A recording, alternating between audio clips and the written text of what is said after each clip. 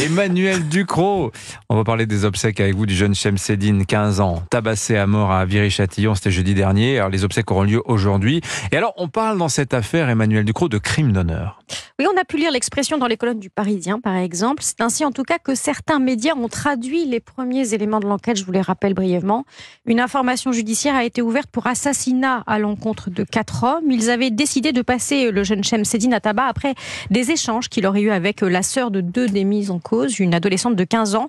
En lui parlant, il l'aurait salie et avec elle l'honneur de la famille. Ils ont tué le responsable de la disgrâce pour laver une prétendue souillure. Alors pour vous, il faut refuser d'appeler cela un crime d'honneur. Oui, parce Pourquoi ? que c'est une notion inexistante en droit français. La France reconnaît le meurtre, l'assassinat quand il y a une préméditation, parfois les circonstances atténuantes.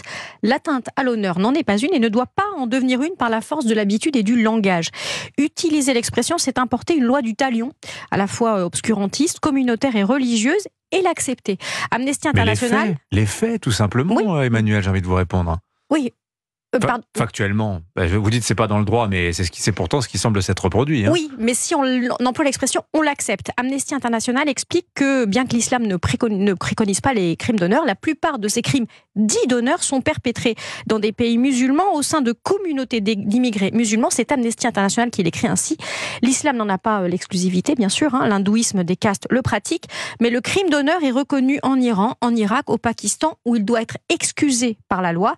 Des pays de cauchemar pour les droits humains, pas des références civilisationnelles. Alors d'ailleurs, crime d'honneur, ça renvoie aussi à des structures sociales archaïques en ce qui concerne la France. Et à un droit de l'obscurantisme. L'anthropologue algérien Malek Chebel en soulignait la dimension tribale. L'honneur étant une conception très personnelle, très civilisationnelle, le crime d'honneur ne peut tenir que de la vengeance pour des critères qui n'ont rien d'universel. Et ça, c'est inacceptable dans un état de droit. Et alors vous voyez aussi dans ces crimes d'honneur des crimes de soumission sexiste. On l'a beaucoup entendu ça. Et oui, si nous devons refuser de l'intégrer à notre paysage philosophique, c'est parce que le crime d'honneur, appelé crime d'honneur, intervient toujours pour la même raison. Le contrôle des femmes, des mères, des sœurs, ce sont elles qui sont accusées de salir leur famille, d'entacher la pureté et la réputation. Entériner l'existence des crimes d'honneur en les nommant, c'est entériner le fait qu'ils ont une source, des femmes qui sont déviantes au regard de leur communauté, et c'est donner une légitimité à la soumission. C'est ça qu'il y a dans l'expression crime d'honneur, et ça devrait faire bondir les féministes. C'est pour ça que nous devons refuser d'employer cette expression pour parler de meurtre barbare, ou alors comme d'une circonstance aggravante.